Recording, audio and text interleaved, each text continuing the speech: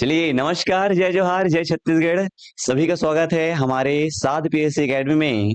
और इस साध पीएससी एकेडमी के सभी परिवारजनों का मैं स्वागत करता हूं। मेरा नाम है परीक्षित और आप सभी को हमारे इस 80वें स्वतंत्रता दिवस की बहुत बहुत बधाई। वो जो आजादी हमको मिली थी 1947 में, आज उसको 79 वर्ष जो है वह पूर्ण हो चुके हैं। तो इस आजादी के उपलक्ष्य की आप सभी को बहुत बहुत बधाई। आशा करता हूँ आप सभी चुस्त दुरुस्त और तंदुरुस्त होंगे। और कहीं घूमने जाने का प्लान होगा तो उसको थोड़ा डिले कर दीजिए, आधा घंटे बाद चले जाइएगा। थोड़ा सा क्लास कर लेते हैं। Okay dear. चलिए, तो जितने भी दोस्त हमारे साथ जुड़े हुए हैं, एक बार वीडियो को शेयर कर देंगे अपने उन दोस्तों में जो पढ़ाई से थोड़ा सा बहाना मारते हैं। पढ़ सके भैया, आज मैं नहीं बहाना मार रहा हूँ ना। घूमने का तो सबका प्लान रहता है, लेकिन थोड़ा सा पढ़ाई भी कर लिया जाए। चलिए, तो शुरुआत करते हैं। गुड आफ्टरनून सभी को, सभी को गुड आफ्टरनून, सभी को गुड आफ्टरनून, सभी को हैप्पी इंडिपेंडेंट डे भैया, है ना। सभी को स्वतंत्रता दिवस की बहुत बहुत बधाई। सभी एक बार वीडियो को शेयर कर देंगे, अपने दोस्तों तक पहुंचा देंगे। उसके बाद फिर हम लोग क्लास को क्या करते हैं, शुरू करते हैं। ठीक है। चलिए, जितने भी लोग जुड़े हुए हैं, आपको पता है कि यह हमारा जो क्लास है वह शिक्षक भर्ती में सहायक शिक्षक हो या शिक्षक या व्याख्याता, जिसमें जीएस के जो पोर्शन है वो बहुत महत्वपूर्ण है। अभी बुक पढ़ने का समय नहीं है। पुराने साल के पीवाईक्यू करके हम लोग थ्योरी और एमसीक्यू के माध्यम से आगे बढ़ने का प्रयास करेंगे। ठीक है। चलिए,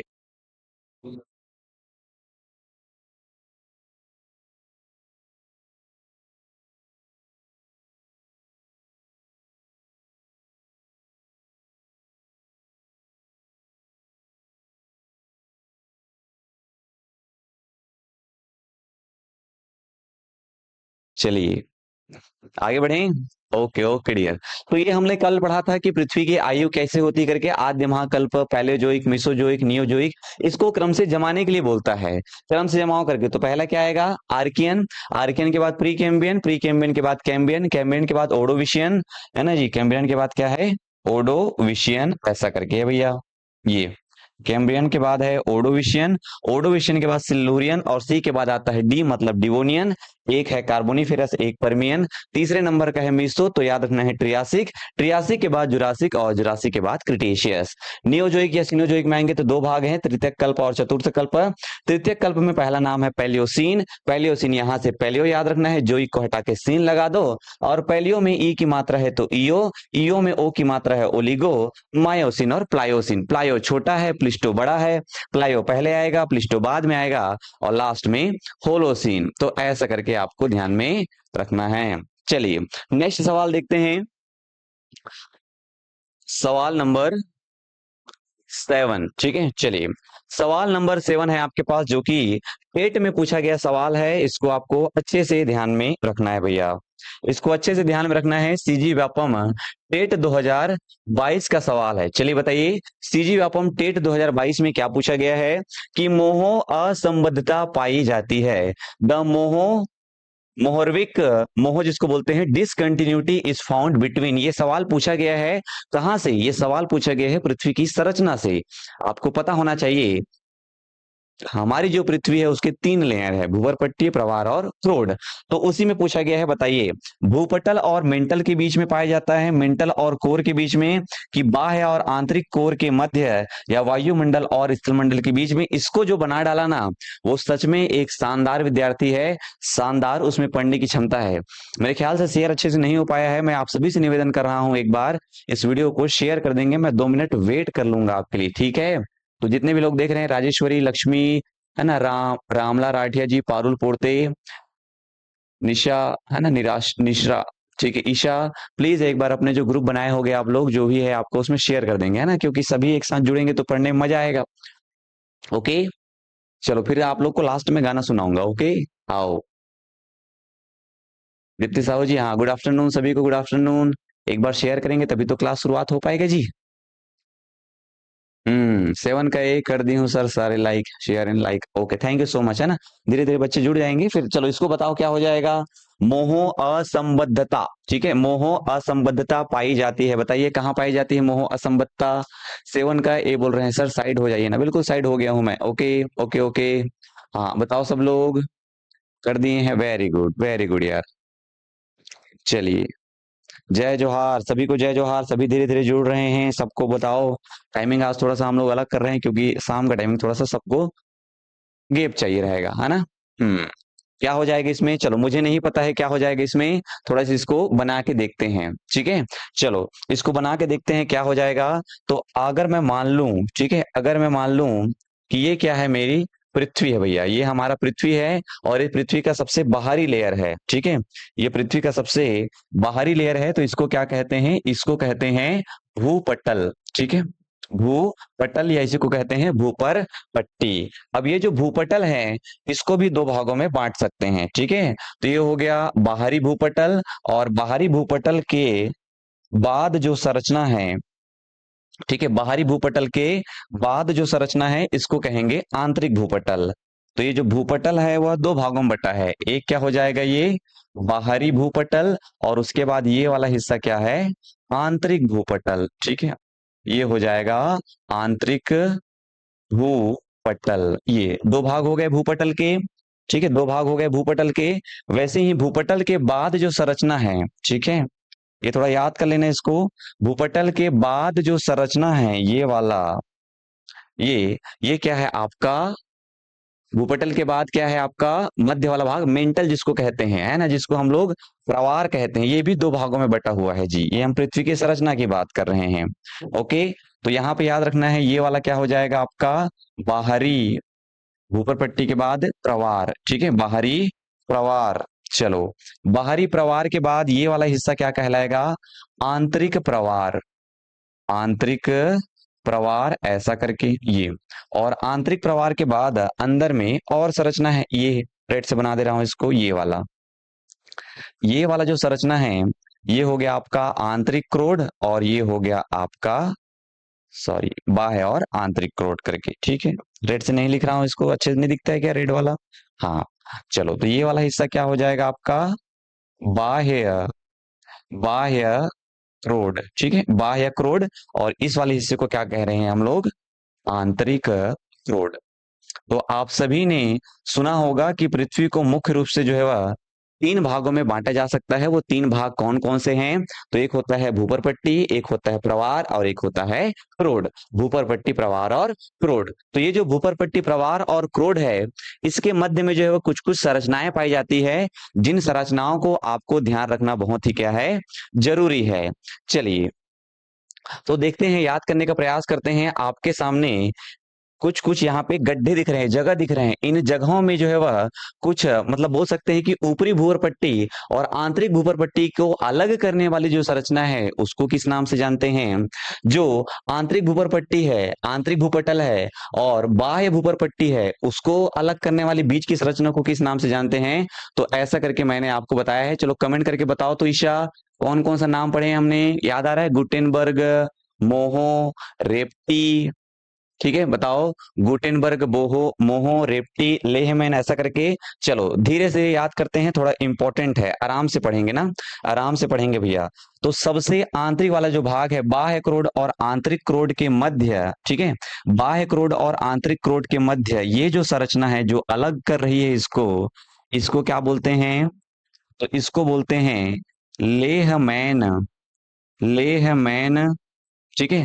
अ स अधम ब अधद धता, ठीक है, लेहमैन असंबद्धता, बिल्कुल ठीक है, बताइए। हम्म, और अच्छे से एक्सप्लेन कर पाता लेकिन हमारे पास समय नहीं है अभी, ठीक है लीजिए। तो इसको कहते हैं लेहमैन असंबद्धता, ठीक है। और चलिए कमेंट करिए, हाँ, रेप्टी, असंबद्धता, गुटेनबर्ग, लेहमैन, और बताओ बाकी और क्या क्या पढ़ाया हूँ। अभी शुरू है, चलिए सब लोग कमेंट करेंगे ना, ये सब क्लास में बताया हूं मैंने। लेहमैन, ठीक है।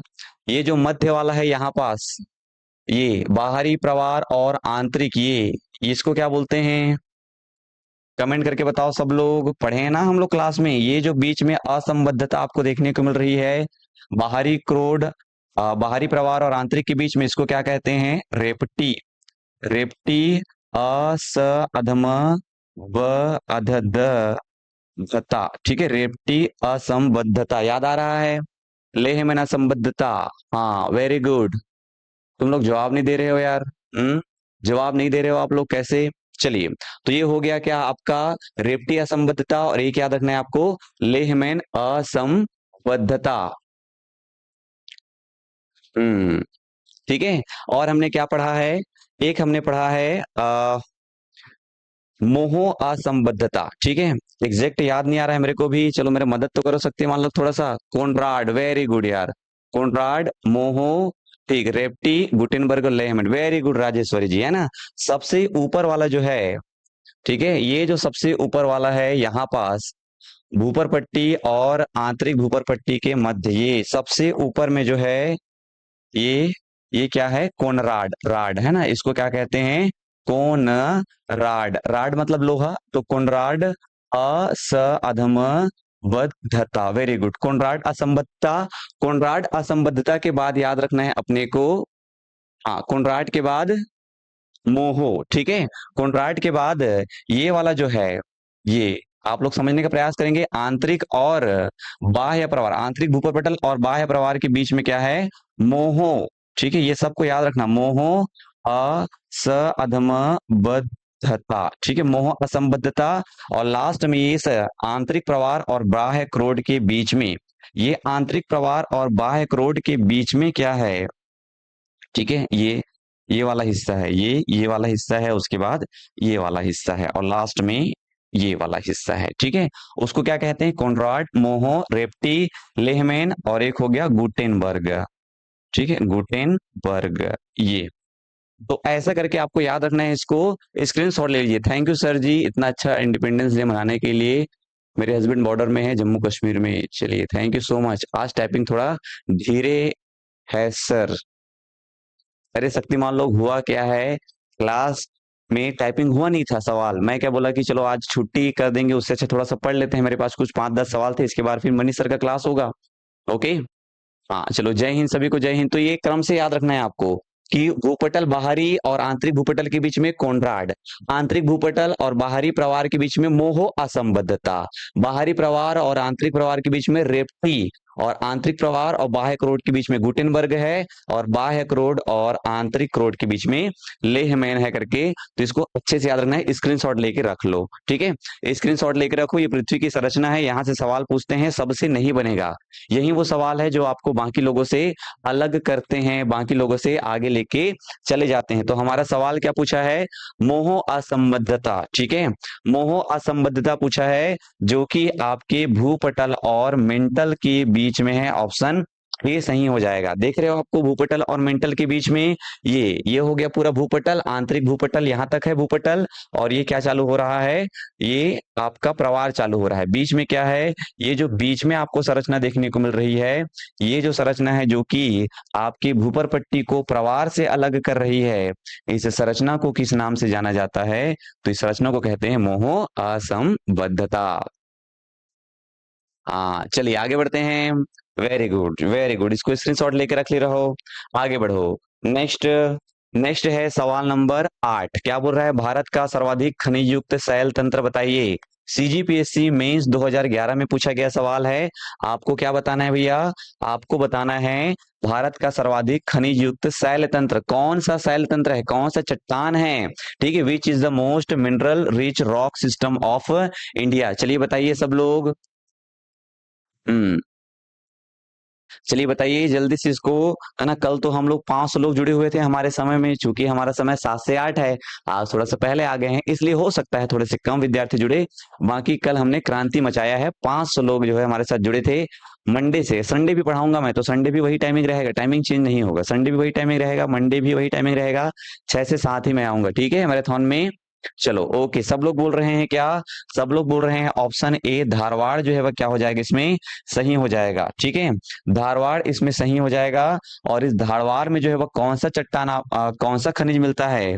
तो मुख्य रूप से अगर तुमको एक भी याद हो रहा है अगर तुमको लौह अयस्क भी याद हो रहा है तब भी काम चल जाएगा। इस विंध्यन में क्या मिलता है, तो इस विंध्यन में आपको हीरा मिलता है, ये बहुत अच्छे से ध्यान रखना है। इस कडप्पा सेल में क्या मिलता है, तो इस कडप्पा सेल में हमको चूना पत्थर देखने को मिलता है, ये बात आपको ध्यान रखना है। और ये गोंडवाना में मोस्ट इंपॉर्टेंट कोयला मिलता है भैया। तो आपका जो पेपर है, ठीक है, सहायक शिक्षक का जो 2 नंबर का जीएस वाला सेगमेंट है, 10 नंबर और 15 नंबर का जो जीएस वाला सेगमेंट है, उसमें मैक्सिमम पॉसिबिलिटी है कि इसी प्रकार के सवाल देखने को आपको मिले। तो धारवाड़ में लौह अयस्क, विंध्यन में हीरा, है ना, कडप्पा सेल समूह में चूना पत्थर और गोंडवाना में कोयला। तो इतना आपको ध्यान में रखना है, ठीक है। हाँ, आज छुट्टी था लेकिन क्या करोगे, छुट्टी मना दे तो हम लोगों से पीछे रह जाते, इसलिए पढ़ना जरूरी है। छुट्टी अपनी जगह है, एंजॉयमेंट अपनी जगह है, बाकी पढ़ाई को आपको नहीं छोड़ना है। यही वो समय है जो आपको बाकी लोगों से आगे बढ़ाता है, क्योंकि घूमने जाने का प्लान सबका रहता है आज के दिन। तो बाकी सब लोग भी चले गए, आप भी चले गए, तो फिर आप में और उनमें अंतर नहीं रह जाएगा। और जहां अंतर नहीं है वहां आप उनसे आगे कैसे निकल पाएंगे। तो अपने आप से आपको जीतना है। आज आपका मन घूमने का है, आप नहीं गए, आप पढ़ रहे हैं, निश्चित रूप से आप बाकी लोगों से आगे हैं डियर, ठीक है।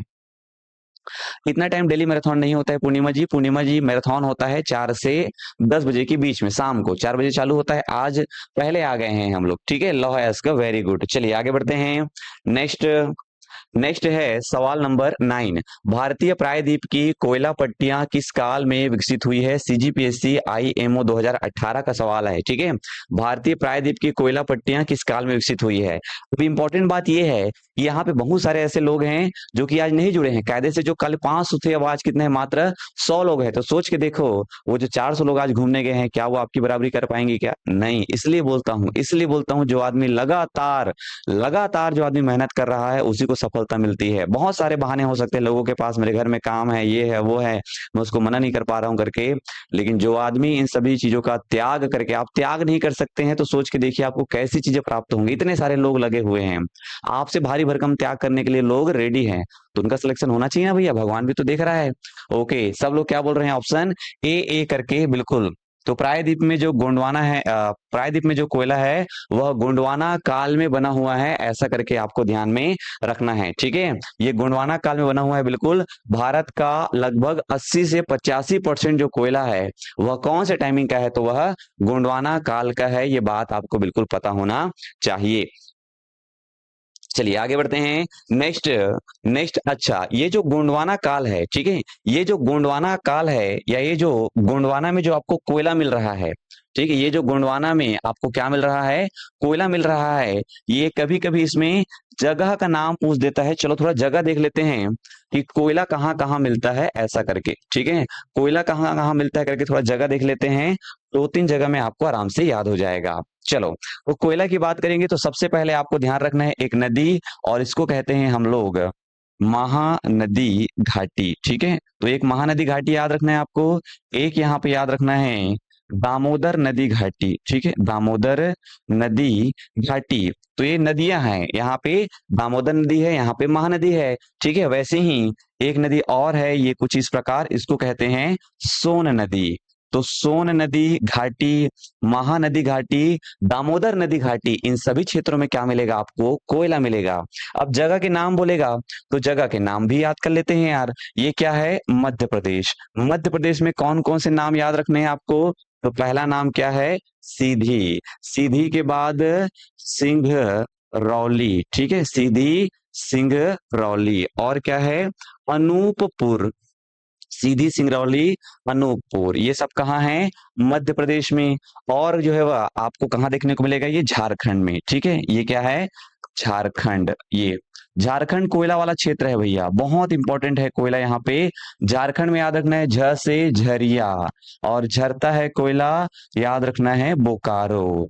तो झरिया, बोकारो, नाम सुना होगा आपने धनबाद। झरिया, बोकारो, धनबाद और गिरिडीह। थोड़ा थोड़ा सा चीजों को याद रखने का प्रयास करते हैं। झरिया, बोकारो, धनबाद, गिरिडीह एकदम फेमस है, ठीक है, एकदम फेमस है। तो याद आपको ये जगह और रखना है, ये राज्य है तमिलनाडु। और तमिलनाडु में क्या है, तो तमिलनाडु में याद रखना है आपको नवेली, ठीक है। तमिलनाडु में नवेली, ये गुजरात है। और इस गुजरात में आपको याद रखना है, जगह का नाम है उमरसर। और ये है आपका जम्मू एंड कश्मीर, और जम्मू कश्मीर में जगह का नाम है काला कोट। ठीक है, काला कोट। तो जितना भी मैं ग्रीन में लिखा हुआ हूँ, है ना, ये जो कोयला है उसको कहते हैं भूरा कोयला। ठीक है, तो ग्रीन में जो लिखा हुआ है वो क्या है, भूरा कोयला है लाला। ठीक है ये। तो अगर आपको बोलेगा कि भूरा कोयला कहाँ मिलता है, तो भूरा कोयला मिलता है नवेली में, भूरा कोयला मिलता है उमरसर में, भूरा कोयला मिलता है कालाकोट में। और इसी भूरा कोयला को क्या कहते हैं, तो इसी भूरा कोयला को लिग्नाइट कोयला कहते हैं।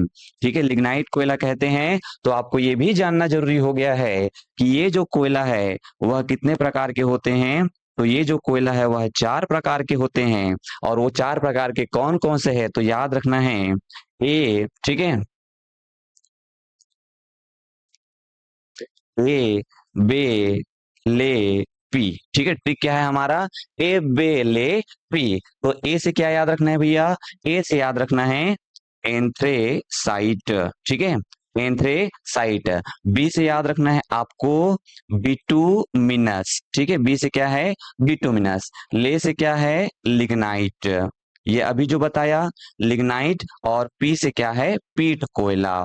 तो इस प्रकार 4 प्रकार के कोयला आपको आराम से ही याद हो जाएंगे यदि आप मेरे साथ पहले से पढ़ रहे हैं। तो ज्यादा आपको याद नहीं रखना है, जितना बता रहा हूं उतना भी अगर पढ़ लोगे तो तुम्हारा काम चल जाएगा। अगर ज्योग्राफी से 2 सवाल आने हैं सहायक शिक्षक में या व्याख्याता में, तो उसके लिए कौन आदमी बुक पढ़ेगा, सोच के देखिए। बुक पढ़ना बिल्कुल भी खतरनाक है। ठीक है, चलिए आगे बढ़ते हैं। नेक्स्ट सवाल नंबर 12, देखो सीजीपीएससी प्री 2021 का सवाल है, आया हुआ सवाल है। हो सकता है बहुत टफ सवालों की श्रेणी में आए, लेकिन जो आदमी पढ़ लिया है उसके लिए टफ नहीं है। ठीक है, तो दिए गए युगों के कालक्रम को चुने और सबसे पुराना और सबसे पहले आएगा। कहा जा रहा है जो सबसे पुराना है वह सबसे पहले आएगा। तो पुराना से नया की ओर जमाना है। ठीक है ना, choose the correct chronological order of the given epoch, the oldest should be come first. ठीक है, तो इधर पुराना, इधर क्या आएगा, नया। चलिए जमाइए, अभी इसको क्लास की शुरुआत में ही बताया मैंने। सर जी जीएस में टोटल एनसीईआरटी आएगा क्या, हाँ जीएस में टोटल एनसीईआरटी आता है, लेकिन अभी आप बुक पढ़ने से बचे तो मेरे ख्याल से ज्यादा अच्छा है। ठीक है, अभी आप बुक पढ़ने से बचे भैया। चलो बताओ, इसमें खतरनाक टाइप का सवाल है ये। Holocene, Pliocene, Miocene, Eocene. देखो तुमको क्या बताना है, किधर पुराना से नया की ओर। ठीक है, जो सबसे पुराना है वो सबसे पहले आएगा। तो सबसे पुराना कौन सा है जी, यहाँ पे देखिए बताया हूं आपको मैंने। ये देखिए यहाँ पे बताया हूं सबसे पुराना क्या है, होलोसीन। ठीक है, सॉरी ये सबसे नया है, होलोसीन तो अभी अभी की बात है, ये सबसे नया है। तो होलोसीन सबसे लास्ट में आना चाहिए भैया। ठीक है, होलोसीन सबसे लास्ट में आना चाहिए। आपको जमाना है पुराने से नया की ओर। देखो होलोसीन इसमें है, ठीक है, होलोसीन इसमें भी है, इयोसीन है, ये तो गलत हो जाएगा, ये भी गलत हो जाएगा। चलो होलोसीन के पहले क्या है, एक मिनट ना।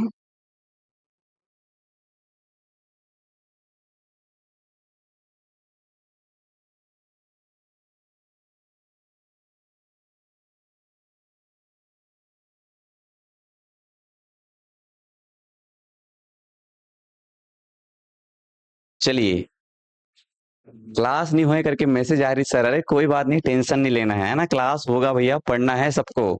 चलो बताओ, तो क्या हो जाएगा इसमें, सब लोग क्या बोल रहे हैं, बीबी बोल रहे हैं। ठीक है, इयोसीन, मायोसीन, प्लायोसीन, प्लिस्टोसीन के बाद होलोसीन। चलिए सही हो सकता है होने को, इसको देख लेते हैं। ये क्या है, इयोसीन, मायोसीन, प्लिस्टोसीन और प्लायोसीन। हाँ बिल्कुल, तो उस हिसाब से ऑप्शन बी क्या हो जाएगा, सही हो जाएगा। मैंने आपको याद भी कराया है, याद कैसे कराया है, सबसे पहले याद रखना है अपने को पैलियोसीन। ठीक है, ये पैलियोसीन, पैलियो में ई की मात्रा है, ये लियो में, उसके बाद क्या आएगा, इयोसीन आएगा।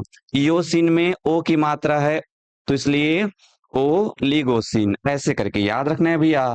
और ओलिगो के बाद क्या याद रखना है, मायो। ठीक है, उसके बाद मायो, और मायो के बाद क्या है, तो मायो के बाद है प्लायो, ऐसा करके, और प्लायो के बाद प्लिस्टो। ठीक है, प्लायो के बाद प्लिस्टो, और प्लिस्टो के बाद होलो। तो इस प्रकार आपको चीजों को याद में रखना है। आगे बढ़े, चलो very good very good. Sir ma'am, man है आज, गाना सुनाइए। कार्यक्रम करी से आज के ऑनलाइन।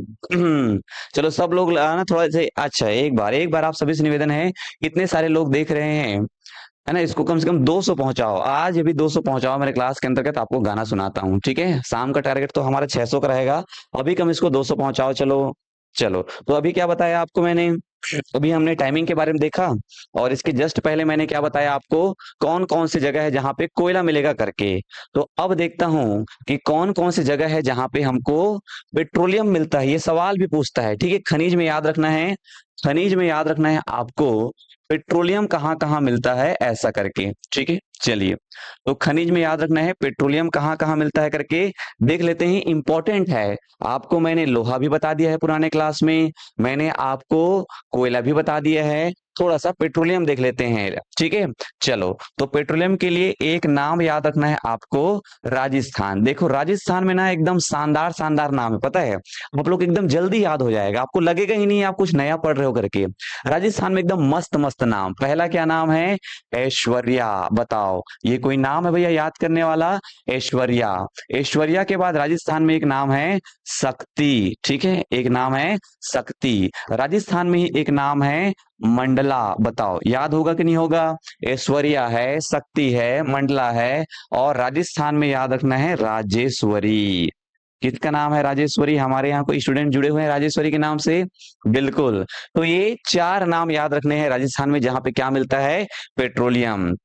चलो, ये जो राज्य है वो क्या है, गुजरात। तो 4 नाम याद हुआ उधर, कौन कौन सा, रा से राजस्थान, र से राजेश्वरी, राजेश्वरी जैसा ही नाम है ऐश्वर्या, और से ऐश्वर्या के बाद शक्ति, याद रखना है मंडला। चलो, गुजरात में याद रखना है अपने को कलोल, नाम क्या है, कलोल। गुजरात में याद रखना है अपने को अंकलेश्वर, ठीक है, गुजरात में याद रखना है कलोल, गुजरात में याद रखना है अंकलेश्वर। तो कलोल ओके है, अंकलेश्वर ओके है। गुजरात में और बोलेगा तो, है ना, आलिया भट्ट को भी याद रख लेना, अलिया बेट। तो अलिया बेट है तो दुलिया बेट भी है, ठीक है, दुलिया बेट। तो अलिया बेट दुलिया बेट है तो खदिया बेट भी है, खदिया बेट। तो अलिया बेट, दुलिया बेट, खदिया बेट, ये सभी स्थान कहाँ हैं आपके, गुजरात वाले क्षेत्र में है, ऐसा करके आपको ध्यान में रखना है, तो वैसे याद हो जाएगा भैया। चलो, और आते हैं इधर, ठीक है, इधर आइए इस ओर में। तो ये है क्या आपका असम, ठीक है, ये क्या है, असम। और असम में जो है वह एक बहुत बड़ी नदी है जिसका नाम क्या है, ब्रह्मपुत्र नदी। तो याद रखना है आपको ब्रह्मपुत्र नदी घाटी परियोजना, ठीक है, ब्रह्मपुत्र, सॉरी, नदी घाटी, हाँ, ब्रह्मपुत्र नदी घाटी, बस इतना ही याद रख लो। ब्रह्मपुत्र नदी घाटी वाला जो क्षेत्र है वहां पे क्या मिलता है आपको, पेट्रोलियम मिलता है भैया। अब यहाँ पे कभी कभी क्या बोलता है, नाम पूछ देता है आपको, ठीक है, इसी असम में नाम पूछ देता है, या तो बोलेगा ब्रह्मपुत्र नदी घाटी में मिलता है करके, या तो बोलेगा नाम। तो टोटल 8 नाम है, मैं आपको एकदम ट्रिक से याद कराता हूँ, आपको आराम से याद हो जाएगा। तो एक ड से याद रखना है आपको डिब्रूगढ़, ठीक है, ड से क्या याद रखना है, डिब्रूगढ़, और ड से ही याद रखना है डिगबोई, डिगबोई। डिगबोई का स्टोरी इतना इंटरेस्टिंग है, सबसे पहले यहीं पे हमको मिला था पेट्रोलियम, अंग्रेज लोग खोजे थे, तो वो लोग क्या बोलते थे, डिग का मतलब क्या होता है, खोदना। तो वो लोग बोलते थे डिग बॉय, डिग बॉय, डिग बॉय, खोदो लड़के, ऐसा करके। तो वो डिग बॉय करते करते जगह का नाम क्या पड़ गया, डिगबोई। तो ऐसे करके याद रखना है डिब्रूगढ़ और डिगबोई। चलिए, दूसरा नाम याद रखना है आपको, ठीक है, एक नाम याद रखना है डिब्रूगढ़ और डिगबोई, एक याद रखना है सुरमा घाटी, ठीक है, एक याद रखना है सुरमा घाटी। तो दूसरा याद रखना है मोरेन घाटी, सुरमा, ठीक है, सुरमा लगाते हैं लड़कियां अपने आंखों में, तो सुरमा घाटी और मोरेन घाटी करके याद रखना है, ये 2 नाम हो गया। चलिए, एक नाम याद रखना है नहर कटिया, नहर कटिया, और दूसरा नाम याद रखना है माकूम, ठीक है, माकूम। तो नहरकटिया और माकूम को एक साथ याद रखो, सुरमा घाटी के साथ में मोरेन घाटी, डिब्रूगढ़ के साथ में डिगबोई, और एक नाम याद रखना है शिव सागर। तो शिव सागर, शिव भगवान कैसे है, बहुत गुस्सेलहा टाइप के भगवान है, रुद्र वाले भगवान हैं। तो शिव सागर के बाद रुद्र सागर। तो ऐसे करके 8 नाम यहाँ पे याद कर लिए, फिर तुम्हारा काम चल गया। ठीक है, फिर आपका काम क्या हो गया, चल गया। वेरी गुड भैया। तो ऐसे करके याद रखना है आपको, खनिज, पेट्रोलियम, जहां पे ये चीजें मिलती है। और इस अरब सागर में एक नाम और याद रख लो, यहाँ पे क्या है, अरब सागर है। ठीक है, ये हो गया आपका अरब सागर। और इस अरब सागर में एक जगह है बहुत फेमस, जिसको कहते हैं हम लोग मुंबई हाई। और ये जो मुंबई हाई है, यहाँ पे सबसे ज्यादा क्या होता है, उत्पादन होता है। ठीक है, सर्वाधिक भंडारण भी है यहाँ पे। ठीक है, सर्वाधिक भंडारण भी है, प्लस क्या होता है, उत्पादन। तो भारत का सबसे बड़ा पेट्रोलियम क्षेत्र अगर आपको पूछ ले तो क्या बताएंगे आप, आपको बताना है मुंबई हाई, जो कि कहाँ है, अरब सागर में। तो ऐसे करके आपको खनिज वाले चैप्टर को पूरा करना है। चलिए आगे बढ़ते हैं। नेक्स्ट सवाल, ये वही सवाल फिर आ गया, अभी जो बताया था आपको। सवाल नंबर 14, पृथ्वी के केंद्रीय भाग को क्या कहते हैं। सीजी व्यापम टेट में पूछा गया है सवाल 2016 में। तो इंपॉर्टेंट है भैया, टेट वाला को बिल्कुल इग्नोर नहीं करना है। जितने भी टेट में सवाल आए हैं, जितने भी शिक्षक भर्ती में सवाल आए हैं, उसको तो हमको ध्यान में रखना। बताओ, आप लोग बोलेगे सर आप बहुत कठिन कठिन सवाल करते हो करके, मैं नहीं करता हूं भैया, व्यापम करता है। ठीक है, और ये सवाल आया है, what is the central part of the earth called, क्या कहते हैं बताइए उसको सब लोग। 13-14 का सब लोग सी सी कह रहे हैं, उसको क्या कहते हैं, क्रोड कहते हैं। क्या कहते हैं, क्रोड कहते हैं। और इसके बीच में भी इन क्रोड को ऊपरी क्रोड, आंतरिक क्रोड, इस मेंटल को ऊपरी क्रोड, आंतरिक क्रोड, इस क्रस्ट को ऊपरी क्रस्ट, आंतरिक क्रस्ट, ऐसा करके बांटा है। और उनके बीच में जो संरचना होती है उसको असंबद्धता के नाम से जानते हैं। अलग अलग असंबद्धता मैंने आपको बताया है। अच्छा, इन सबके अन्य नाम भी याद रख लेते हैं हम लोग। ठीक है, इन सबके क्या देख रहे हैं हम लोग, अन्य नाम। और किस नाम से जाना जाता है, तो इस क्रस्ट को कहते हैं सियाल। ठीक है, इस क्रस्ट को क्या कहते हैं, इसको कहते हैं सियाल, ये सियाल। अब क्यों सियाल कहते हैं भैया, क्योंकि इसमें अत्यधिक मात्रा में क्या पाया जाता है क्रस्ट में, ये याद रखना है आपको, सिलिका। ठीक है, इसमें अत्यधिक मात्रा में सिलिका या सिलिकॉन करके बोल देगा आपको। ठीक है, ये तो अत्यधिक मात्रा में सिलिका या क्या पाया जाता है, सिलिकॉन। और एल से याद रखना है, एल्यूमिनियम। ठीक है, ये तो अत्यधिक मात्रा में आपका सिलिका, सिलिकॉन या एल्यूमिनियम पाया जाता है कहाँ, क्रस्ट में। चलो, तो उसके बाद ये जो मेंटल है उसको किस नाम से जाना जाता है, तो ऊपर वाला तो सियाल हो गया, इसको कहते हैं सीमा। क्या कहते हैं, सीमा। तो क्यों सीमा कह रहे हैं, तो इस एस से याद रखना है फिर से, सिलिकॉन या सिलिका। ठीक है, सिलिका या क्या बोल सकते हैं, सिलिकॉन। और उसके बाद इस एम ए से याद रखना है, मैग्नीशियम। ठीक है, ये मैग्नीशियम, आप लोग देख लेना स्पेलिंग इसका, मैग्नीशियम। ठीक है, ये तो मैग्नीशियम मिलता है और सिलिका की मात्रा मिलती है कहाँ पे, मेंटल पे। वैसे ही इस क्रोड को अलग नाम से जाना जाता है, कहते हैं इसको क्या, इसको कहते हैं नीफे। क्या कहते हैं, नीफे। और नीफे का मतलब क्या है, तो एन आई से याद रखना है आपको, निकिल। ठीक है, एन आई से याद रखना है आपको, निकिल।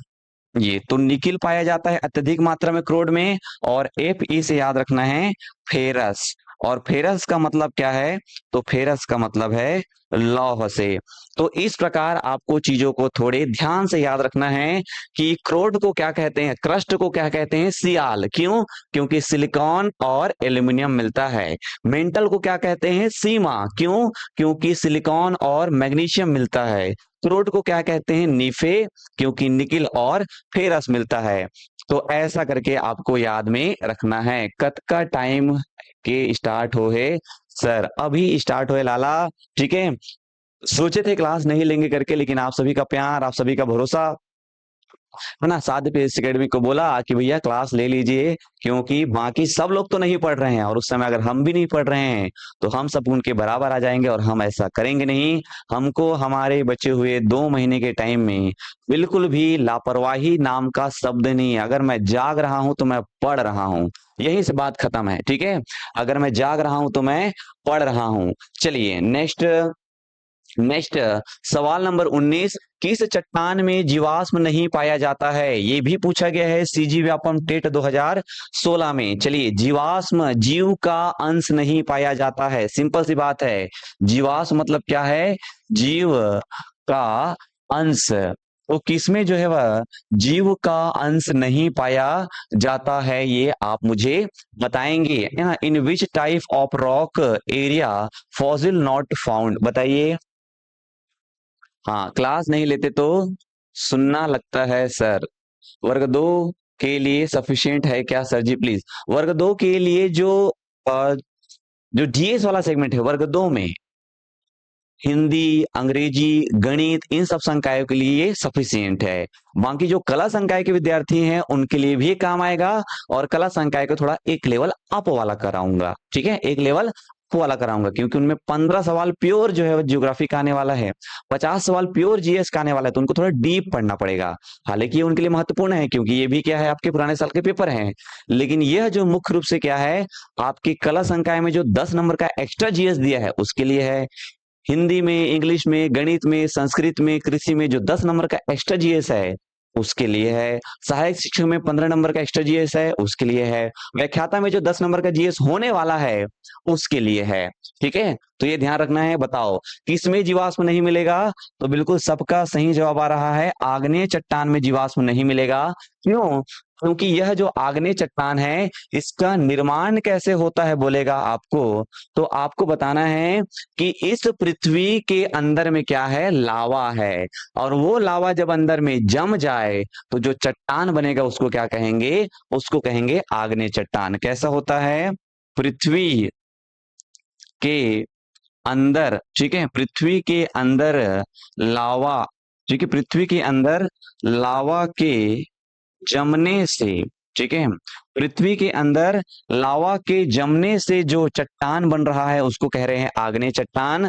तो ऐसा भी तो हो सकता है कि ज्वालामुखी फट गया और लावा पृथ्वी की सतह पर आ गया, तो सतह पर जब जम जाएगा तो उसको क्या कहेंगे? तो यहीं पे लिख रहा हूं उसके लिए भी, ठीक है, यहीं पे लिख रहा हूं, जब जब लावा पृथ्वी के सतह सतह पर जम जाए, ठीक है, जब लावा पृथ्वी की सतह पर जम जाए तो उसको क्या कहते हैं? उसको कहते हैं हम लोग डक्कन ट्रैप। कल बताया था डक्कन ट्रैप के बारे में कि जब ज्वालामुखी फटता है तो पृथ्वी के ऊपर ऐसे निकल के धीरे धीरे धीरे धीरे ऐसे क्या होता है, बह जाता है लावा। लावा गाढ़ा होगा तो वहीं पे रख जाएगा, बहुत दूर तक नहीं बहेगा। लावा पतला होगा तो बहुत दूर तक बहेगा। तो याद रखना है आपको, एसिडिक और बेसिक लावा, ऐसा करके मैंने आपको बताया था। चलो, एक क्या है, अवसादी। ये क्या है? अवसादी। अवसादी का मतलब क्या है? अवसाद। और अवसाद का मतलब क्या है? जो भी पुराने कूड़ा करकट दुनियादारी पेड़ पौधा किसी भी जीव का अवशेष, वो सब क्या है? अवसाद। तो वो सब जब जम रहे हैं लेयर बाय लेयर, तो जो चट्टान बन रहा है वो है अवसादी चट्टान, सेडिमेंट्री रॉक करके। तो अवसादों के जमाव से बना चट्टान, ठीक है, अवसादों के जमाव से जो बना चट्टान है वह क्या है? अवसादी चट्टान है। और जब उसमें विभिन्न जीव जंतुओं के अवशेष जम रहे हैं तो निश्चित रूप में उसमें अवसादी या उसमें अवशेष मिलेगा ही मिलेगा, मतलब उसमें तो जीवाश्म मिलेगा ही मिलेगा, ऐसा करके याद रखना है। ठीक है, क्या बोल रहे सकते हैं आप? हम्म। सर की क्लास कितने टाइम चालू हुआ, कोई बता सकता है क्या? अभी चालू की है शिवानी पांडे जी, क्या? सॉरी, वैष्णव जी है ना? शैला वैष्णव, हाँ। हाँ, शैल वैष्णव जी अभी चालू की, 40 मिनट हो गए हैं। ममता जी, हाँ। क्या है, आज प्लान नहीं था, मेरे को छुट्टी लेना था, लेकिन मैं सोचा कि चलो पढ़ा देते हैं ना। 12:30 से हुआ है। चलो बताओ, अब ये जो कायांतरित चट्टान है, कायांतरित चट्टान का मतलब क्या है? मेटामॉर्फिक। काया में क्या आ गया है? अंतर आ गया है। काया में क्या आ गया है? अंतर आ गया है। जैसे आप लोग बचपन में अलग दिखते थे, जैसे ही आप लोग अभी जवान हुए हो एकदम काया में पल क्या हो गया? अंतर आ गया है बहुत, मतलब आपकी पूरी पर्सनैलिटी बदल गई है। तो हम लोग क्या कहेंगे कि बचपन से लेके जवानी तक आपकी क्या हो गई है? काया में अंतर आ गया है, कायांतरित हो गया है। जवानी से लेके बुढ़ापा जाने में आपका क्या हो गया है? कायांतर हो गया है। तो चट्टानों के, है ना, अधिक अधिक ताप और दाब, ठीक है, अत्यधिक ताप और दाब के कारण कारण चट्टानों में, है ना, चट्टानों के गुणधर्म में गुणधर्म में परिवर्तन हो जाता है। ये परिवर्तन हो जाता है। तो अत्यधिक ताप और दाब से चट्टानों के गुणधर्म में परिवर्तन हो जाता है। तो इस प्रकार का जो चट्टान बनता है उसको क्या कहते हैं हम लोग?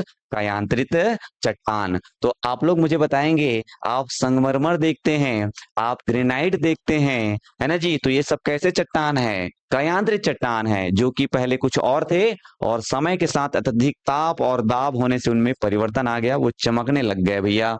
चलिए आगे बढ़ते हैं, चलो आगे बढ़िए। नेक्स्ट नेक्स्ट हाँ, नेक्स्ट सवाल नंबर 20। तीन ओर से समुद्र से घिरा हुआ स्थलीय भाग क्या कहलाता है? ये भी सीजी व्यापम टेट 2014 में पूछा गया सवाल है। लड्डू सवाल है, लेकिन हमको तो करना है भैया, हमारी जिम्मेदारी है पूरे साल की पेपर करना, चाहे उसमें लड्डू सवाल हो, चाहे उसमें खीर सवाल हो, चाहे उसमें माठा सब्जी हो, चाहे उसमें गोभी हो, हमको तो पूरा पूरा करना ही है, ठीक है। चलिए बताइए सब लोग। हम्म, सबको जवाब देते हुए जाना है। ऑप्शन सी बोल रहे हैं कि तीन ओर से समुद्र से घिरा हुआ भाग क्या कहलाता है? प्रायद्वीप कहलाता है, बिल्कुल सही बात है। तो ये डेल्टा क्या कहलाता है? ये द्वीप क्या कहलाता है? ये तट क्या कहलाता है? तो तट बोलने का मतलब क्या है? जल और जल और थल को क्या कर रहा है? अलग कर रहा है, वो क्या है? तट है। द्वीप क्या है? जो चार ओर से पानी से घिरा है, ठीक है, पानी से घिरा है, वो क्या है? द्वीप है। और प्रायद्वीप क्या है? जो तीन ओर से पानी से घिरा है, तो डेल्टा क्या है? चलो डेल्टा को ना एक अच्छे एग्जाम्पल के रूप में समझने का प्रयास करते हैं, जीवन में नहीं भूलोगे डेल्टा क्या है, ऐसा करके, ठीक है। चलो डेल्टा समझने का प्रयास करते हैं हम लोग। हमको क्या देखना है? डेल्टा, एक कॉन्सेप्ट होता है डेल्टा और दूसरा कॉन्सेप्ट होता है एस्चुरी। दूसरा कॉन्सेप्ट क्या है? एस्चुरी, या इसी को कहते हैं ज्वार नद मुख। ज्वार नद मुख। सवाल ये पूछता है कि ये जो बंगाल की खाड़ी में नदियां गिर रही है, ठीक है, ये जो बंगाल की खाड़ी में नदियां जा रही है, यह जो नदियां हैं, ठीक है, यह जो नदियां हैं जो इस बंगाल की खाड़ी में गिर रही है,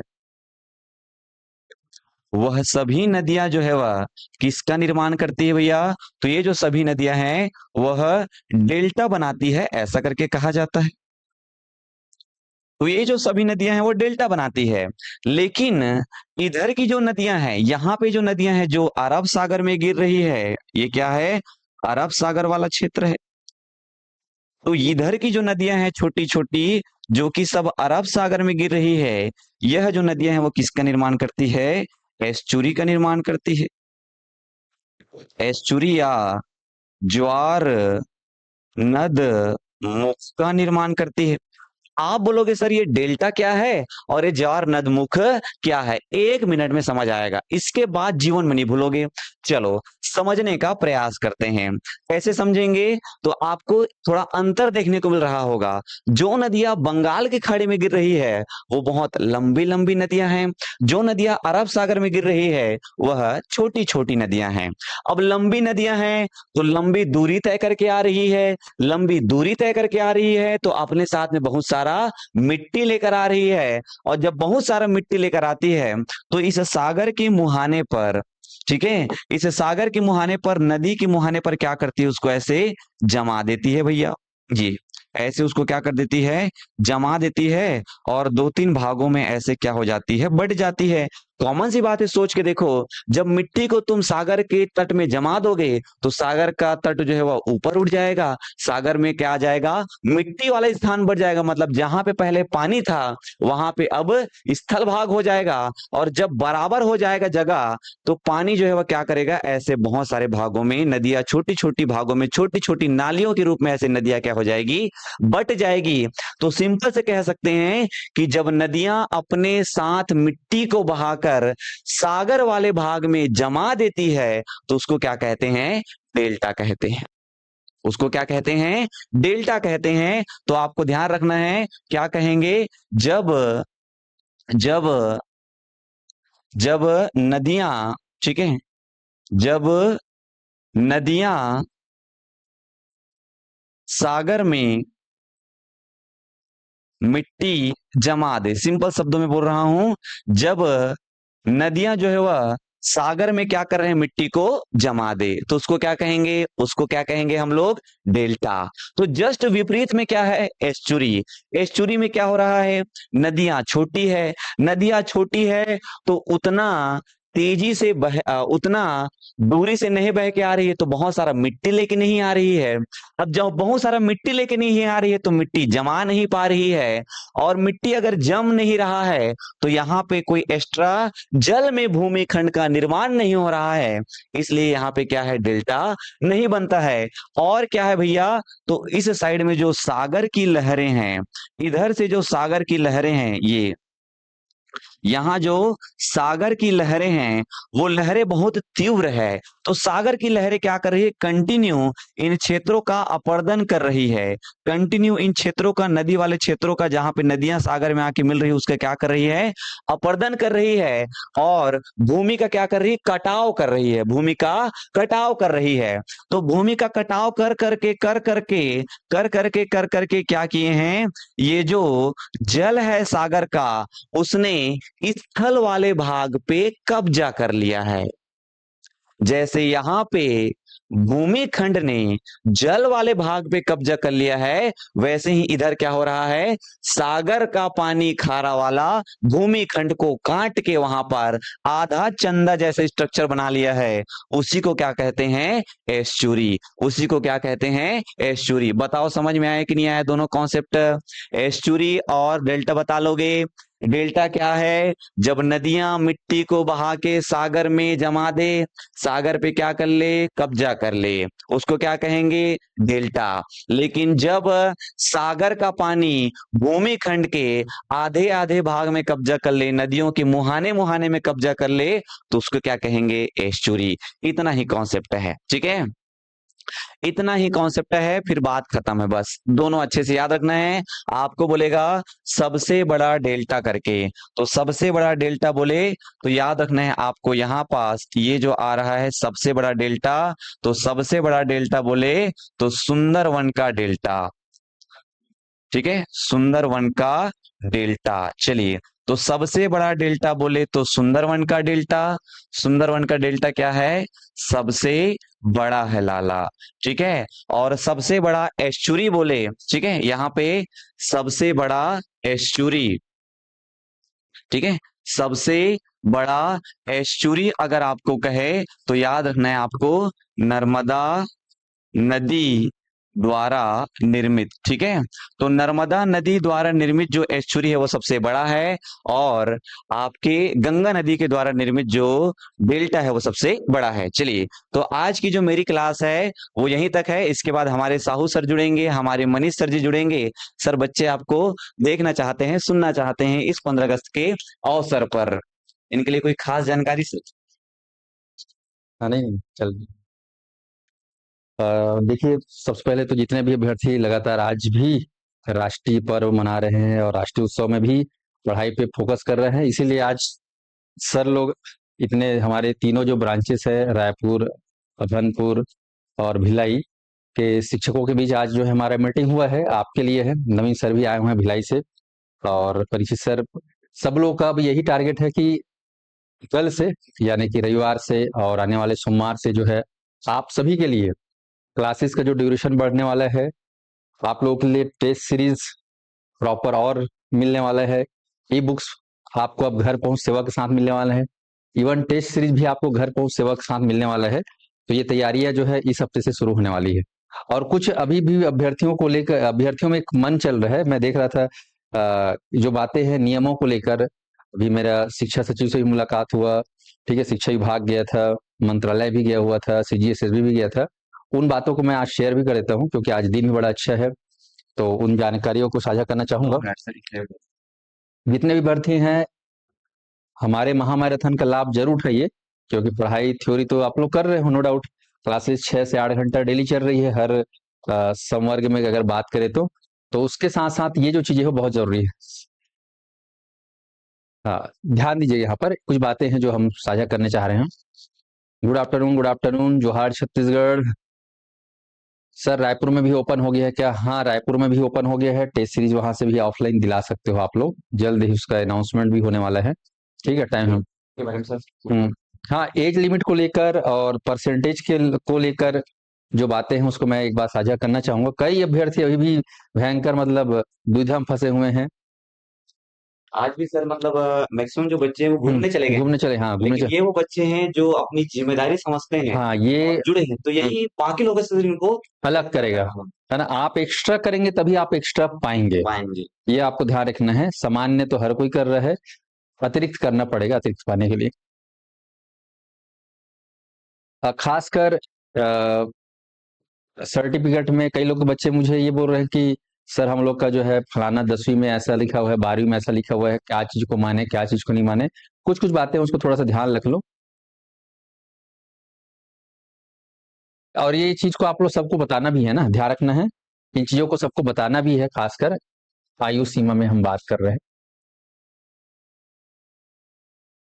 और ये जानकारी आपका ऑथेंटिक जानकारी है, ध्यान रखिएगा ना। मैं विभाग से पूछ के आया हूँ, डीपीआई हो चाहे वो मंत्रालय हो, सारा चीज से। अगर आप जनरल या फिर अरिजर्व से आते हैं और आप पुरुष हैं, पुरुष वर्ग है, मेल कहना चाहिए, तो आयु सीमा विथ रिलैक्सेशन के साथ है 40 वर्ष। ध्यान रखें। लेकिन यहीं पर अगर महिला आ जाती है अरिजर्व कैटेगरी में, जनरल कैटेगरी में फीमेल आ जाती है, तो यहाँ पर आयु सीमा जो है उनका लिए क्या हो जाएगा? 45 वर्ष। ये आपको ध्यान रखना है, सामान्य प्रशासन विभाग का जो नियम है। इसके अलावा एसटी चाहे पुरुष हो या महिला, एससी पुरुष हो चाहे महिला, ओबीसी नॉन क्रीमी लेयर पे बात कर रहा हूँ, एनसीएल पुरुष हो या महिला, और दिव्यांग हैंडीकेप्ड, इन सब के लिए क्या लेना है आपको? 45 वर्ष तक की छूट है। और ये भी आपको ध्यान रखना कि ये 45 वर्ष कब से काउंट करोगे? 1 जनवरी 2026। अगर 1 जनवरी 2026 तक आप 45 के हैं तो ये मान के चलिए कि आप जो है दिला सकते हो एग्जाम को। ठीक है, इन चीजों को ध्यान रखना है। 1 जनवरी तो अगर कई अभ्यर्थी सर मेरा तो अब जो अगस्त चल रहा है, मैं 45 साल 6 महीना का हो गया हूँ, 45 साल 7 महीना का हो गया हूँ, उसको नहीं गिनना है आपको। अगर 1 जनवरी 2026 के डेट में आप इसी दिन 45 आपका पूरा हो रहा है तो भी आप दिला सकते हो। लेकिन 1 जनवरी 2026 को आप 45 वर्ष 1 दिन हो रहे हैं तो भी आप अमान्य घोषित हो जाओगे। तो आपका डेडलाइन जो है वह आपका 1 जनवरी 2026 है। इन चीजों को ध्यान में रखिए। स्पष्ट है? तो ये जो है एज रिएक्शन को लेकर ये क्लियर कट है, ये आपको ध्यान। अब बात करते हो परसेंटेज। अच्छा, इसमें एक चीज और है, जो शासकीय नौकरी वाले हैं, जो शासकीय है, गवर्नमेंट जॉब में है, ठीक है, संविदा में है, सामान्य नियम में देखोगे तो उसमें 38 साल लिखा रहता है, 38 वर्ष करके। पर इसमें भी आपको ध्यान रखना है कि अगर आप सामान्य वर्ग से आते हैं तो आपको 5 साल का छूट मिलता है। ठीक है, तो आपको यहाँ पर जो एसटी एससी ओबीसी हैं इनको जो है ये 45 वर्ष ही है उनके लिए, क्योंकि विशेष वर्ग में आते हैं। अगर गवर्नमेंट जॉब में है तो भी ये आपको ध्यान रखना है। खासकर ओबीसी के लिए हो जाता है 43 वर्ष, ये आपका ओबीसी के लिए 43, बाकी इन लोगों के लिए 45 वर्ष। ठीक है, पुरुष के लिए है तो ये इनका 40 वर्ष आपको ध्यान रखना है। ठीक है, अगर शासकीय जॉब में है तो भी 40 वर्ष, क्योंकि ये ऐसे जॉब वाले हैं जो अपने जॉब को व्याख्याता के रूप में देखना चाह रहे हैं, शिक्षक के रूप में देखना चाह रहे हैं, या फिर अपना जो अभी करंट जॉब कर रहे हैं उसको पसंद नहीं आ रहा है, मेरे को यार जॉब कुछ स्विच करना है, तो ये नियम आपको ध्यान रखना है। इसके बाद हम बात करते हैं दूसरा जो नियम है आपका, खासकर प्रतिशत को लेकर। कई अभ्यर्थी अभी भी टेंशन में है। आप सभी जानते हो कि आपका सहायक शिक्षक, सहायक शिक्षक और शिक्षक दोनों की शैक्षणिक योग्यता तो आपको सब मालूम है। यहाँ पर 12वीं पास कम जरूरी है, इसके बेस पे होगा। और शिक्षक में क्या मांगा है? स्नातक। ध्यान रखना, इस बात को सुन लेना। 4 लोग अभी भी तैयारी कर नहीं पा रहे हैं इस चक्कर में। 12वीं में आपको ध्यान रखना है, केवल जनरल वालों को, जनरल मतलब आप तो समझिए ना, रिजर्व वालों, उन्हीं को केवल 50% की बाध्यता है। लेकिन जो कैटेगरी वाले हैं, विशेष वर्ग, इनको मैं एक साथ बोल देता हूँ विशेष वर्ग। इस विशेष वर्ग में जो आते हैं जैसे कि एसटी, एससी, ओबीसी, नॉन क्रीमियर, इनको 45% जरूरी है, 5% इनके लिए छूट है। स्पष्ट है ये नियम, ध्यान रखना। क्लियर रहेगा। विशेष वर्ग में दिव्यांग भी है, एसटी, एससी, ओबीसी, नॉन क्रीमियर, ये आपको ध्यान रखना है। अब बात करते हैं शिक्षक के लिए। तो शिक्षक में ग्रेजुएशन का परसेंटेज दिखेगा, उसे भले 12वीं में कम हो कोई दिक्कत नहीं, उसका जो भी होगा स्नातक के दम पे होगा। और स्नातक में आपको ध्यान रखना है, जनरल वाले हैं तो 50% बोला है। लेकिन फिर वही बात, अगर वो विशेष वर्ग में आते हैं तो उनको 5% की छूट दी जाएगी, यानी कि 45%। विशेष ध्यान रखेंगे इन बात का। विकलांग है तो भी, दिव्यांग है तो भी उनको विशेष वर्ग में आएंगे। ऑनलाइन वाले कमेंट कर रहे हैं सर विकलांग है तो इसको ध्यान रखना, दिव्यांग है तो भी आपका जो है 5% का छूट, क्योंकि आप विशेष वर्ग में आते हैं। व्याख्याता की अगर बात करें तभी अगले हफ्ते आ जाएगा व्याख्याता में, तो ध्यान रखेंगे यहाँ पर व्याख्याता के लिए अगर बात करें तो यहाँ पर स्नातकोत्तर को मांगता है, यानी कि पोस्ट ग्रेजुएशन का परसेंट देखा जाएगा। इधर आपका कुछ भी है कोई मतलब नहीं। और नोटिफिकेशन में आपका लिखा हुआ है राजपत्र में कि व्याख्याता के लिए आपका द्वितीय श्रेणी होना चाहिए, द्वितीय श्रेणी से पास होना चाहिए। आप जब अपना मार्कशीट देखोगे पीजी का, तो वहां पे सेकंड डिवीजन या द्वितीय श्रेणी लिखा रहना चाहिए।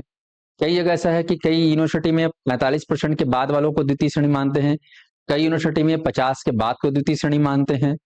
तो अलग अलग यूनिवर्सिटी का अलग अलग एक पैरामीटर है, ठीक है। तो आप लोग अपने मार्कशीट में एक बार टटोल के देखेंगे कि क्या आपके मार्कशीट में द्वितीय श्रेणी लिखा हुआ है। अगर आप द्वितीय श्रेणी में आते हैं तभी आपको इसका लाभ मिलेगा, ध्यान रखना। यहाँ पर कॉमन है द्वितीय श्रेणी, कोई भी वर्ग वाले हों, चाहे वो एसटी, एससी, ओबीसी वाले हों, चाहे कोई, द्वितीय वर्ग में पास होना जरूरी, सेकंड डिवीजन जरूरी। अब आय प्रमाण पत्र को भी यहाँ पर बात हो रही है, मैं उसके बारे में बात करूंगा। तो ये चीज क्लियर है, प्रतिशत को लेकर गुमराह हो रहे हैं ना दुनिया भर की इधर उधर देख दुखा के।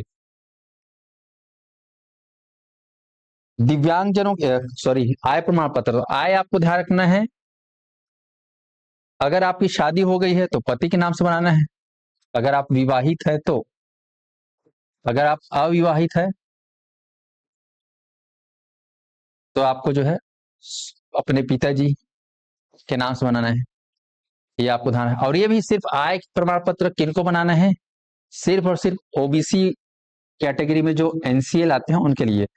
एसटी, एससी, ओबीसी वालों को आय का कोई लेना देना नहीं, सॉरी एसटी और एससी को, दिव्यांगों को आय का कोई लेना देना नहीं है, आपको ध्यान रखना है। विकलांग को उम्र में कितने, 45 ही है मैक्सिमम, आपको ध्यान रखना है। स्पष्ट है। तो ये आपका आय प्रमाण पत्र। जाति प्रमाण पत्र आपको ध्यान रखना है, ये जो जाति प्रमाण पत्र है, ये जाति प्रमाण अगर आप विवाहित है तो भी आपका पिता के नाम से बनेगा, अविवाहित है तो भी आपके पिता के नाम से ही बनेगा, ये आपको। अब तीसरी चीज, खास चीज जो अभ्यर्थी इस चीज को नहीं जानते हैं, जानते पता नहीं, लेकिन अभी का जो सीजीएसएसबी ने जो नियम बनाया है 6 अगस्त को आप देखिएगा, उस नोटिफिकेशन में बोला है कि जो भी भर्तियां होंगी उन भर्तियों में अंतिम तिथि तक सारा चीज क्लियर होना चाहिए, उनका डॉक्यूमेंट वेरिफिकेशन होगा तो सारा चीज को देखा जाएगा और वेटिंग लिस्ट नहीं बनेगा, यानी कि आपको मौका नहीं मिलेगा, जितना पोस्ट है उतना ही लोगों को बुलाया जाएगा। अगर उसमें से कोई चीज कमी रह जाती है तो उसकी जिम्मेदार प्रतिभागी ही होगा और कोई नहीं होगा। तो इसीलिए डॉक्यूमेंट को थोड़ा सा बना के रखेंगे। आय प्रमाण पत्र हो गया, जाति प्रमाण पत्र हो गया। अब कई लोग का ये कहना कि सर हमारा 10वीं में नाम अलग है, 12वीं में नाम अलग है। नाम को लेकर सर्टिफिकेट में नाम, जैसे मान लो कोई नाम है रीता, ठीक है, 10वीं में लिखा गया है रीता और 12वीं में लिखा गया रीता बाई, हो जाता कई बार गलती। तो आपको ध्यान रखना है यहाँ पर 10वीं के मार्कशीट को ही मेन मानना है। आपका जो आधार बनेगा वो कौन सा मार्कशीट होगा, 10वीं, 12वीं से लेना देना नहीं है। तो ध्यान रखेंगे, अगर आप लोगों की अभी गड़बड़ी होगी, आधार कार्ड का नाम भी 10वीं के आधार पर होना चाहिए या 10वीं के नाम के आधार पर का सारा चीज होना चाहिए, मेन होता है 10वीं का। इस बात को ध्यान रखेंगे, कई लोग इस चीज को जानते नहीं, फिर डॉक्यूमेंट वेरिफिकेशन दुनिया भर के बोल के भगा देते हैं। स्पष्ट है? तो ये बड़ा दिक्कत रहता है। तो ये नियमों के बारे में थोड़ा सा समझ के तैयारी करो। बाकी और कोई टेंशन है, कोई दिक्कत आता है, संस्थान में संपर्क आप लोग कर सकते हो। ठीक है जी। सर रजिस्ट्रेशन कितने ईयर का चलेगा? रजिस्ट्रेशन जो है आपका उसका समय रहता है, रिन्यूअल है ना, आपका चलन में होना चाहिए, क्योंकि उनका एक नियम रहता है कि आपका रजिस्ट्रेशन समय समय पर रिन्यूअल होते रहना चाहिए, आउटडेटेड नहीं होना चाहिए। और जो 44.9% भी है नहीं चलेगा। जिनका सी टेट में 1 नंबर से 2 नंबर सी टेट में छूटे नहीं चलेगा, पूरा पूरा चाहिए। और एक चीज और ध्यान रखना कि कई अभ्यर्थी बोल रहे थे सर कि फॉर्म भरे कि नहीं भरे, हम लोग का क्वालिफाई नहीं है। तो आप लोग फॉर्म भर सकते हो, एग्जाम दिला सकते हो, लेकिन डॉक्यूमेंट वेरिफिकेशन में मत जाना, फालतू आपको अ, दिक्कत हो जाएगा ना। तो जैसे कई अभ्यर्थी, मैं तो यही बोलूंगा, क्योंकि अभी मैं देख रहा था पोर्टल में जिनका सी टेट क्लियर भी नहीं, उन लोग का फॉर्म एक्सेप्ट हो जा रहा है, यानी कि उन लोग का एडमिट कार्ड भी आ जाएगा और एग्जाम दिला सकते हैं, लेकिन डॉक्यूमेंट वेरिफिकेशन में मत जाइएगा, दिक्कतें पड़ जाओगे। सर संस्था का नाम डाले कि कॉलेज का नाम डाले? संस्था का नाम, संस्था का नाम कॉलेज का नाम डालना है, संस्था का नाम नहीं डालना है। अगर यूनिवर्सिटी पूछ रहा है तो यूनिवर्सिटी का नाम डालो। ओके। और बाकी ये कुछ जानकारी है आपको ध्यान रखना है। और अभी हमारे संस्थान में क्लास आप लोगों के लिए इस सीरीज जो चलाया जा रहा है उसका आप फायदा जरूर उठाइए। ई बुक्स अभी बहुत सारे अभी और मिलने वाले हैं। पूरे जितने भी व्याख्याता वर्ग है, शिक्षा के, सबका प्रैक्टिस सेट बन रहा है। सभी के प्रैक्टिस सेट आपको मिलेगा, वो भी मार्केट में मिलने वाला है, बहुत अच्छा रहेगा आप लोगों के लिए, आप उसका लाभ उठाइएगा। ठीक है जी। और कुछ बातें और खास और कोई दिक्कत है आप लोग को? और इस महीने आप लोग का कैलेंडर भी आएगा। मैं अभी एसएसबी गया था तो पूछा, तो अगस्त में ही कैलेंडर नया जारी होने वाला है और उसमें बहुत सारे वैकेंसियों का जिक्र देखने को मिलेगा।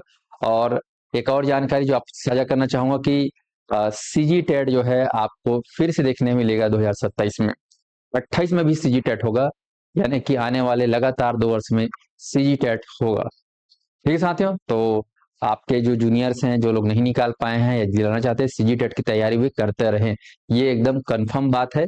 शिक्षा विभाग से ये जानकारी मैं डायरेक्ट दे रहा हूँ आप लोगों को, है ना।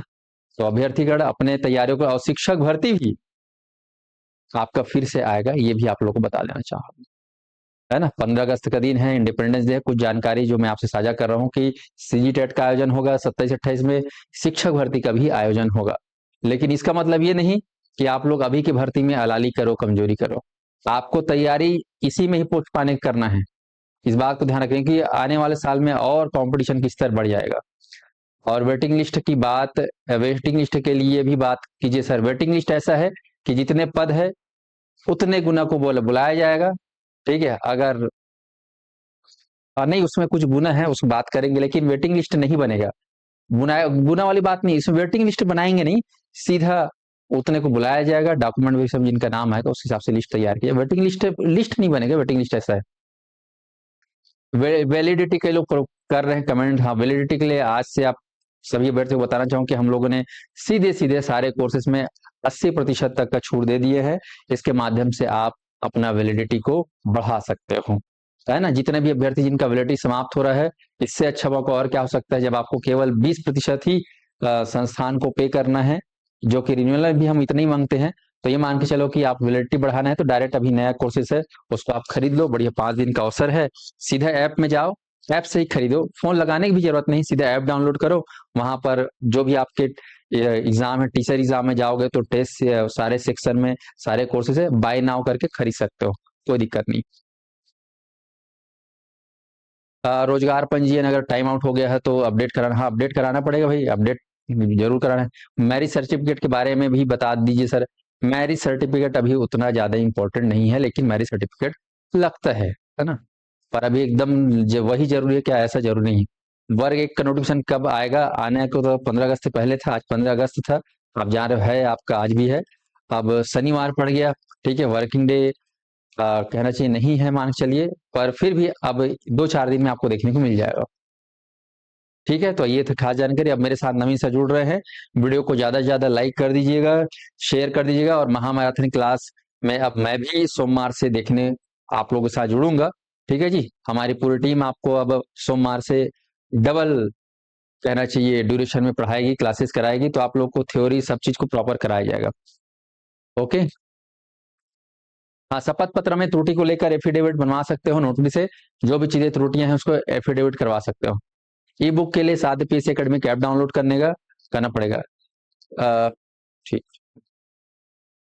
मनीष सर? सर आ चुके हैं आपके बीच और वो अब आपकी एमसी क्लास शुरू करने वाले हैं।